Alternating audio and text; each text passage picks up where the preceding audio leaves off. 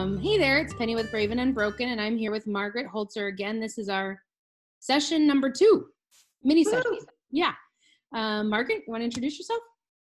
Hi, Margaret Hoelzer, two-time Olympian, national spokesperson for the National Children's Advocacy Center, and all-around advocate. Perfect. Today we want to talk about signs of child sexual abuse, and we were talking earlier and wanted to come on and give some examples so that you all will know what to look for and if you see it to be thinking about. Yes, we often talk about how it's important to recognize the signs and report, but sometimes it's kind of hard to know what the signs are that you're supposed to recognize. So we thought that we would be helpful and try to help you know what those signs are so that you can recognize them. Perfect. And one of the ones that we talk about a lot and we hear a lot is like bedwetting, thumb sucking, or nail biting, something that changes that didn't used to happen. That's a really big one to be thinking about. I think the biggest thing is knowing your kids in whatever manner that is, and just looking for signs that are different. So the biggest thing is that this is going to manifest itself in kids in a lot of different ways, right? Some kids are going to suck their thumbs naturally or bite their nails naturally. I sometimes bite my nails now, and I'm in my 30s. But it's looking for changes in kids doing things that they weren't normally doing. So if you have a kid that's really silent, all of a sudden they're acting out, or maybe you have a kid that's outgoing normally, all of a sudden become really silent. So you're gonna have to know the kid a little bit to begin with. But if you're a parent or a teacher, these are gonna be kids that you're interacting with a little bit more frequently, and just noticing signs and things that strike you as being a little bit out of the norm. Yes, and I think that one of the keys to that too would be a straight A student whose grades start to fall, or not so straight A student whose grades start to go up, because we also have that experience. So one extreme to the next, I think, is pretty significant. So that's a really good way to put that. Exactly. Well, to that point, I think we talk a lot of times of things that on the negative side, right? It's really easy to see when a kid acts out and is maybe doing something negatively, right? Like if someone's misbehaving or they're doing something that just draws negative attention. If they're older, maybe they're drinking, getting into drugs and alcohol, that kind of thing.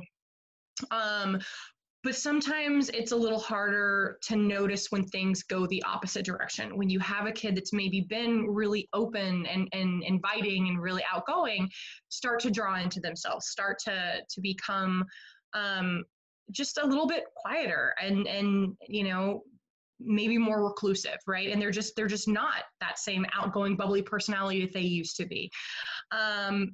Sometimes, I was an overachiever, right? Like I had to be perfect in every single area of my life.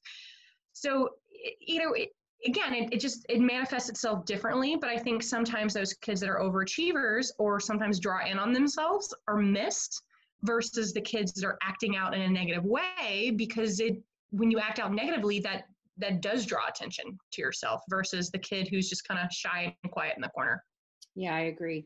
And I think that's significant because you and I both were in the same boat where we wanted to be better and, like you said, be as best as we could possibly be, where others are acting out and causing problems. Yeah. What else did you do, Margaret, in your situation? What did you experience? So one thing that I found out and I didn't find this out until after the fact, actually, was I developed a block, which sometimes kids will develop blocks in, different areas of their life. But I kind of developed a learning block in school. For me in particular, it was in reading. I had a really, really hard time learning how to read. And that actually was really obvious to my parents. One, just because of the difficulty. But two, it stood out because I think my parents realized that I was smart, and they realized that I wasn't struggling in other areas of school, and they couldn't figure out why I just had this block in this one area and why everything else seemed to be normal, and I just couldn't get this. So they were very, very aware of that. And then also, kids are doing standardized testing, IQ testing, that kinds of thing. in schools. And I had an IQ test at some point, I think in first grade. And the tester actually told my mom after the fact that for a child my age, I was extremely untrusting, and that wasn't normal. And you know, at the time, my mom thought that was odd, but she just didn't know why or have any reason to attribute it to anything. And then of course, you know, hindsight's always 2020, but afterwards it was like, oh, you know, if she had known to put that into think about why. So I think, again, that speaks to if you do have a kid, because I mean, we are naturally trusting, right? We are not as humans taught to be untrusting unless that's a learned response. So children are naturally just, they are going to be open. That doesn't mean they're going to be talkative, but they're naturally going to be trusting individuals. And so we've learned to not trust people. And so I think when you see that shift happen and you see a kid go from just trusting and kind of lose that, and then especially at a young age, if they are really untrusting, there's a reason for that. It may not be sexual abuse. It could be physical abuse, you know? I mean, there's a lot of reasons why that could happen, but it's definitely worth investigating and going, where did this come from? Because it could be an equally bad problem that, you know, you might want to know about. Absolutely. And one thing that we talked about a little bit before this is like 90% of abusers know, or victims know their abuser. Mm-hmm. And one of the things that we were sharing, you and I, were about gifts. And I was thinking, okay, in my experience with my biological father, I don't remember like being bought off. It was more threatful. But one thing I do remember is him joking with me like I was an adult in front of other people. Mm-hmm. My mom, and like this, like just a joking and kind of teasing that wouldn't have been with a father and a daughter. Yeah. So I think that's unusual situations and behavior between an adult and a child could be another trigger. But then let's talk about gifts a little bit, because you had a really good take on that. And I think that's a good thing to bring up. Yeah. You know, so I think it's fairly common knowledge that part of the grooming process is gaining trust. And gaining trust is, you know, it starts off small. It starts off with finding interest and finding something the child likes, and then buying something small and getting bigger and bigger and bigger, right? But I think there's this misconception that that's only going to happen with someone that is outside of the family. And the reality is I think that can happen just as equally within the family as it can outside of the family. You know, in a healthy family, you know, that doesn't have abuse, for example, like you're going to have two parents are going to know what the other parent is buying. And I'm not talking about just you're at Target and, you know, you see something cute in the checkout line and you buy your kid a $3 stuffed animal or $5 or something, right? I mean, that's not important, and you're not going to just, you know, call your spouse and discuss that with them. But if you're going to buy your kid a $300 bicycle, you're not just going to go purchase that and your spouse has no idea. So those are going to be the kind of things that most couples are going to talk about and they're going to discuss. So you, within your relationship, if you start noticing that your kid is getting these things and you don't know about it, that should be a red flag. Right. If you start seeing an accumulation of expensive things, or even if it's just a lot of things, those are conversations that you need to be having within your relationship, and, you know, shouldn't just be happening without your knowledge. Agreed. What about, let's see, what about, I know what I was going to say. Sorry, took me a second. The other thing that I've experienced with other, especially adults, parents, in conversations that I've had, is their kids end up drawing pictures that are out of character for their age. So one would be, you know, drawing some kind of a sexual photo, not our picture, not anatomy, because as kids begin to get older and they draw things, that could be something that they're learning about. But if there's some normal thing that they're supposed to draw, a house, and it turns into something sexual, I think there's something there that could be a trigger as well.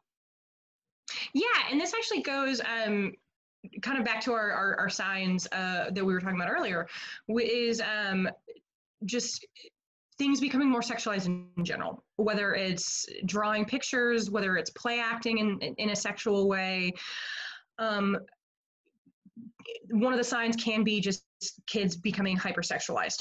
So if you have kids in a young, playing doctor, and they're sexualizing that, right? Even amongst each other with other kids. So sometimes, yes, kids are going to be curious, and they're going to want to learn about body parts, and there are age appropriate things, but there are things that are not age appropriate as well. And there's things that are, you ask the question, right? So it's not necessarily that everything is bad, or that it's not normal or natural. But when you see those things, you just want to have that conversation, and what is making the kid want to sexualize playing doctor? What is making the kid want to draw a sexualized picture in school or in class or at home or wherever it is that they're drawing this? And just starting to have those conversations, and where is this coming from? What is it from? And I think just that open dialogue. That's good. In our last video, we talked a little bit about secrets and surprises. And I think that's another one to remember as a sign that a child's refusal to talk about a secret that really isn't a normal thing, a normal surprise. That's also another sign. And then clues. For instance, I told a youth group leader that my father loves me differently than he loves other, like my brother or other parents would love their kid, or dropping hints of something related to like provoke a discussion about sexual type of conversation. Kids do tell, and they try to tell, just in different ways depending on what they know or at what they think they can do. Yeah, absolutely. And to your point about having those adult conversations that aren't age appropriate, I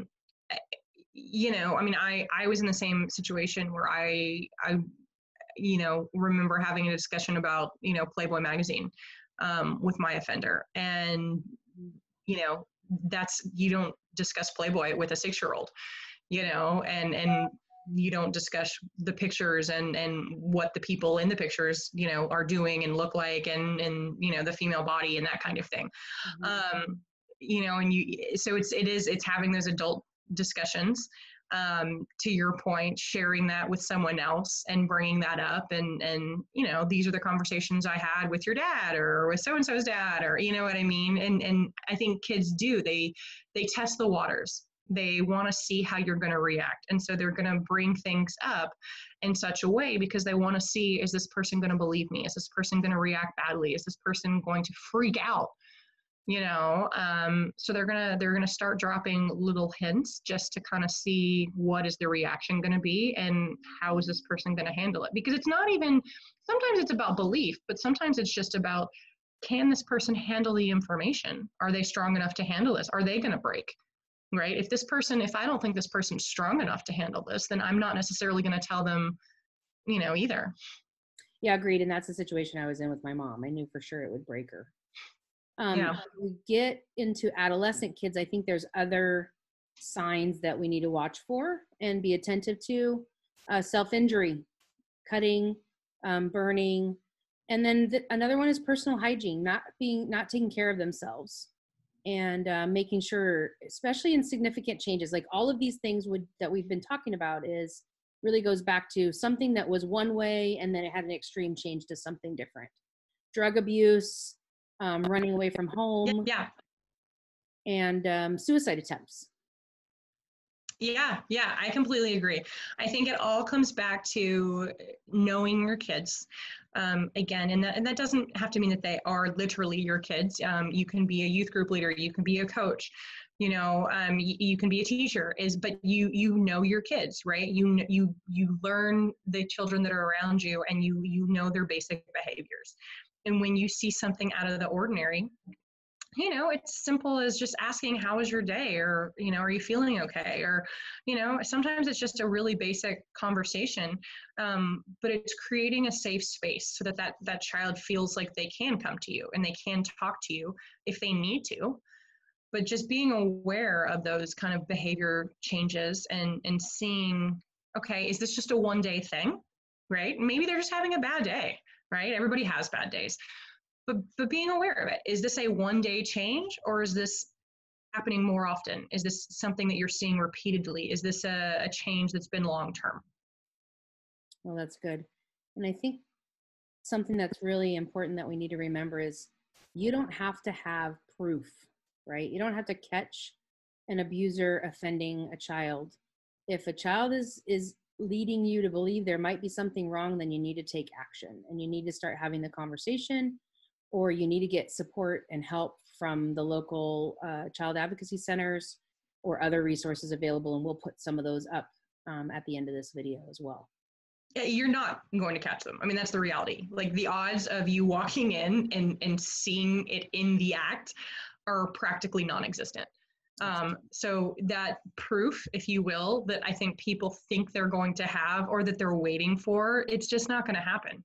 You have to go off of that gut feeling. You have to trust that gut feeling that I think people are afraid of. It makes people uncomfortable because I understand, people are afraid of ruining someone's life, and people are afraid of, what if I'm wrong? And what makes this so difficult is it's, out of context. We can all sit here and say, okay, we want to do the right thing.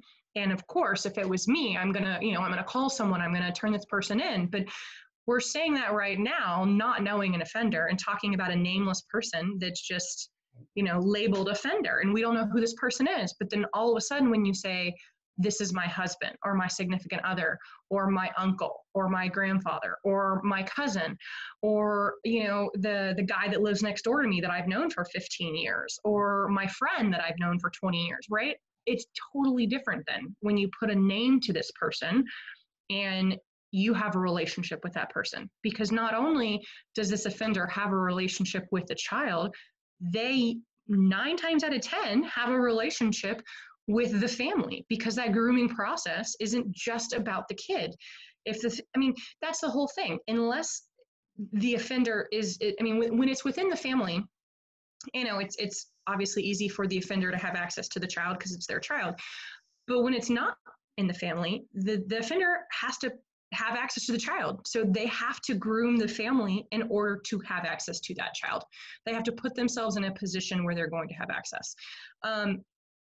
So the majority of the time, the family has also been groomed. And it is going to be someone that the family knows and trusts, because I say this all the time, and I hope this reference never, dies and people don't know what I'm talking about, but it's never going to be the creepy guy from Silence of the Lambs, right? Like, it's never going to be the guy in the white van that just is horrific looking and we're all like, oh my God, if it was that easy, police officers wouldn't have a job. Right. I wish it was that easy, but it's not. And so I think that's what makes this so difficult, is that when you put a name to it and you put, hey, this is a person I know and trust, then all of a sudden people start second guessing themselves and going, I've known so-and-so for 15 years. I don't want to ruin their life if I'm wrong. Right. And I think we're seeing that a lot right now, right? With the Boy Scouts and churches and other sporting, sporting groups. And we're seeing these are trusted people that have worked very, very hard to have their plans laid out, and they're calculated, they're manipulative, and really violent in a very strategic and psychological way.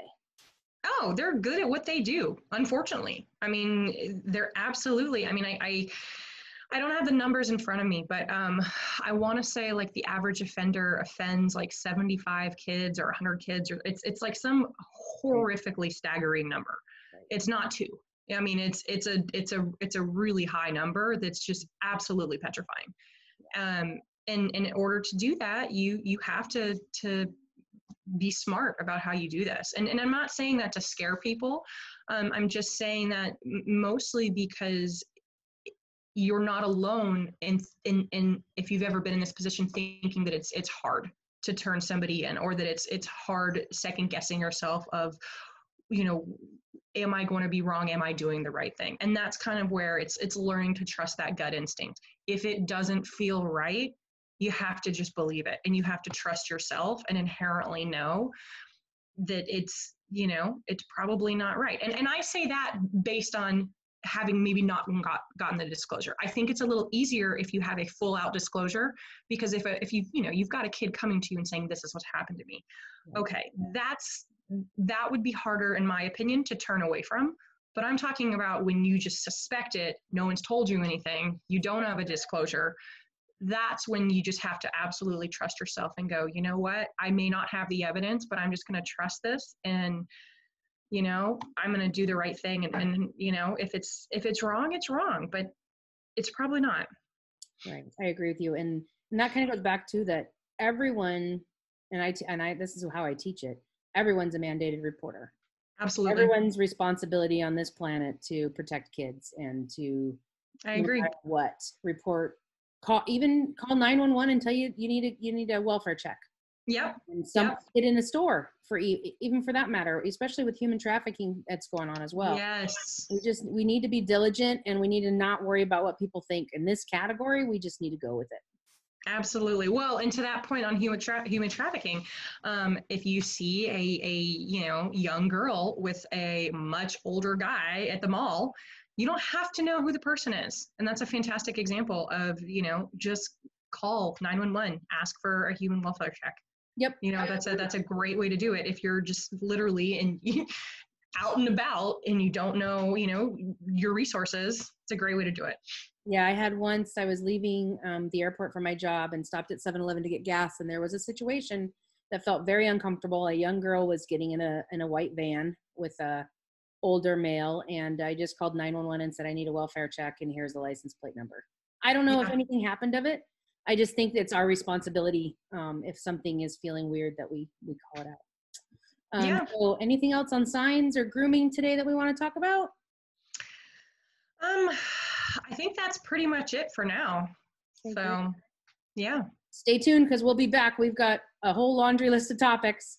It's a great month to really make sure we don't lose sight of Child Abuse Prevention Month and Sexual Assault Awareness. And even though all of the events have been canceled for in-person stuff, it is not going to go by the wayside. No. And again, even though we have things we want to talk about, please, like I said, feel free to reach out to both of us. Let us know if you want us to talk about something or you have questions. We're not mind readers, and we would love to talk about whatever it is that people are curious or want to know about. Or if you have, questions for us, we would love to, to tell you about our stories or, answer questions as well. That sounds perfect. And we're working on a live event, so we'll keep you posted, and we'd love to do a Q&A through there as well. So stay tuned, watch our pages. Okay. Thank you. Thanks, Margaret. Bye. I almost tried to end the recording by touching the screen. I think